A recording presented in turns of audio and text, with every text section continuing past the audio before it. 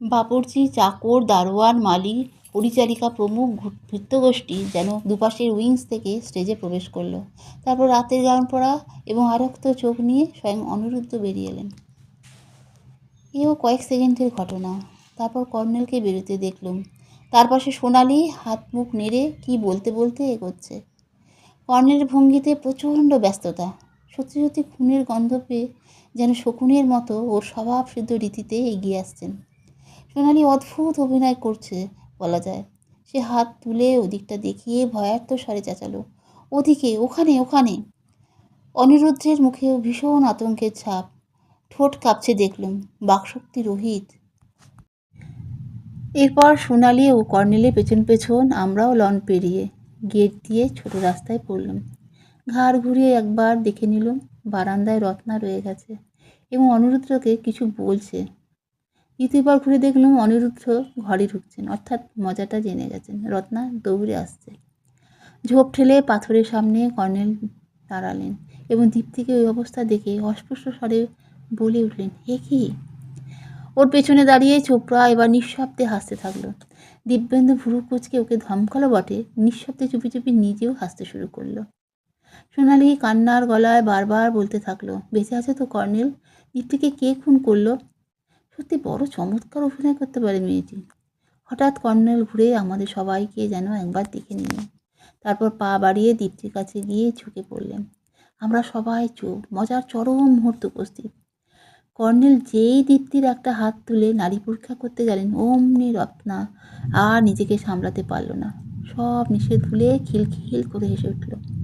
সোনালিও নিঃশব্দে ধমক দিতে গিয়ে তাল হারালো এবং সেও হেসে ফেলল।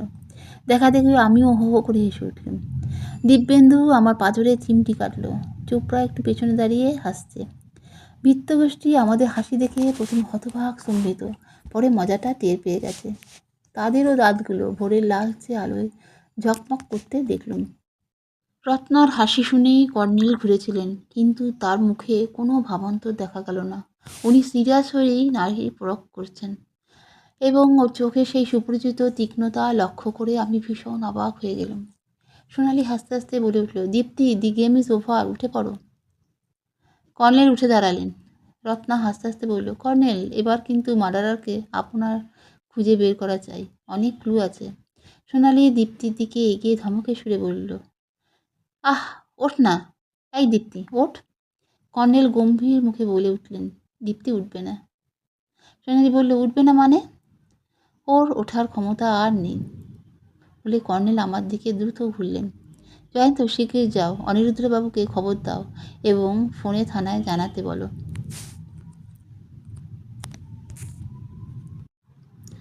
বাধাতে দিব্যেন্দু বলল, কিন্তু স্যার, পুলিশ এলে ফানটা মাঠে মারা যাবে। কর্নেল হঠাৎ গর্জন করে উঠলেন, no, no my young friend, it is no fun. এটা সত্যিকারের খুন। দীপ্তিকে কেউ সত্যিকার ছোড়া দিয়ে খুন করেছে।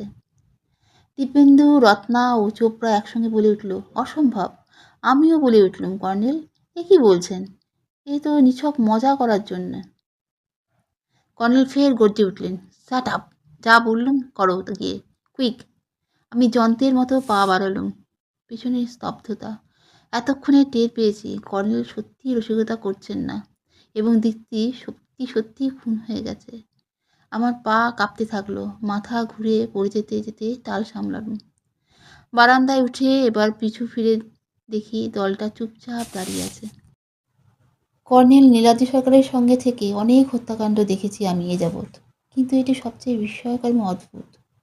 15 মিনিটে রানীদিঘির পুলিশ এসে গিয়েছিল। এখানে একটা অয়েল রিফাইনারি থাকায় কেন্দ্রীয় তদন্ত ব্যুরোর লোকজনও ছিল, আর ছিল রাজ্যের ডিটেকটিভ ডিপার্টমেন্টের কুশলী অফিসার গোষ্ঠী। পরবর্তী আধ ঘন্টায় তারা সবাই এসে পড়লেন। কর্নেল ওই হত্যাকাণ্ডকে সাধারণ খুন বলে গণ্য করেননি, তা বোঝা যাচ্ছিল। যেখানে মানুষ খুন হয় সেখানে অফিসাররা কী পদ্ধতিতে রুটিন তদন্ত করেন আমার দেখা আছে। এখানে তার ব্যতিক্রম ঘটল না। নিচের পতাকাটা একদল অফিসার ঘুরে দেখলেন। অকুস্থলের তদন্তে যা দেখা গেল তা অদ্ভুত। সোনালী থিয়েটার ক্লাবের যে ছোড়াটা দীপ্তির পিঠে আটকে দিয়েছিল তা পাওয়া গেল দীপ্তির বুকের তলায়। সেই লাল রং আর সত্যিকারের রক্ত একাকার হয়ে গেছে। সত্যিকার ছোড়াটার বাটের গড়ন দেখেই অবাক হতে হয়, একেবারে হুবহু নকল ছোড়াটার মতো। নকল ছোড়াটা ছিল ফলার দুভাগ করা, ভেতরে ফাঁপা এবং স্প্রিং আছে। ডগাটা একেবারে ভোঁতা, ভিজে মাটিতেও ঢোকানো যায় না। বাট ধরে কোথাও রেখে চাপ দিলে ডগাটা ভেতরে ঢুকে যায় এবং ভাগ করা জায়গা থেকে একটা ক্লিপ বেরিয়ে শরীরে আটকে যায়। তখন দেখে মনে হয় আধখানা শরীরে ঢুকে গেছে। ভেতরে স্পঞ্জে রং থাকে, স্পঞ্জে চাপ পড়া মাত্র ছিটকে রংটা বেরিয়ে আসে। থিয়েটারের খুনকারবিতে ভারী চমৎকার কাজ দেয়। এক্ষেত্রে খুনি ওটা দীপ্তির পিঠ থেকে খুলেছে, খোলার পর আসল ছোড়াটা মেরেছে এবং নকলটা বুকের তলায় লুকিয়ে রেখেছে। কর্নেলের সঙ্গে ডিটেকটিভ অফিসার কিষাণ সিংয়ের কথাবার্তা আমি শুনেছি। দুজনেরই একমত যে খুনি আমাদের দলেরই কেউ। দীপ্তিকে ফেলে রেখে সরে যাওয়ার পর সে ওর কাছে ফের যায় এবং সম্ভবত বলে যে ছোড়াটা খুলে যাবে মনে হচ্ছে, তাই ওটা ভালোভাবে আটকানো দরকার। এই অছিলায় সে হত্যার কাজটি সেরে ফেলেছে। কর্নেলের মতে খুবই যুক্তিসিদ্ধ এটা। অপরিচিত লোক হলে অমনটা সম্ভব হতো না। আমরা ক্লু রেখেছিলাম, পলিমাটি, দিব্যেন্দুর ব্যান্ডের সিগারেটের টুকরো এবং চোপড়ার লাইটার, সবই আছে। কিন্তু সবটা শোনার পর ডিটেকটিভ অফিসাররা এসব আর আমল দেননি। শুধু কর্নেল সেগুলো সযত্নে কাগজে মুড়ে পকেটে রেখেছে। ও দিয়ে কী হবে কে জানে। অকুস্থল থেকে ফিরে ব্যানার্জি সাহেবের বাংলোয় আমাদের ডাকা হলো। দীপ্তির মা বাবা কেউ নেই, মামার কাছে মানুষ হচ্ছিল। মামা ভবেশ চক্রবর্তী, রিফাইনারি অফিসের হেড অ্যাসিস্ট্যান্ট। দীপ্তির মামা মামি সবাই এসেছেন, ওরা শোকে ভেঙে পড়েছেন। সোনালির মা সোনালি ও রত্নাকে ক্রমাগত ভর্ৎসনা করে যাচ্ছেন। অনিরুদ্ধ স্তম্ভিত, ভয় পেয়েছেন মনে হলো। সোনালির জন্মদিনের আনন্দটাও মাঠে মারা গেল। ড্রয়িং রুমে কর্নেল ও এক দঙ্গল অফিসার বসার পর প্রথমে ডাক পড়ল আমার।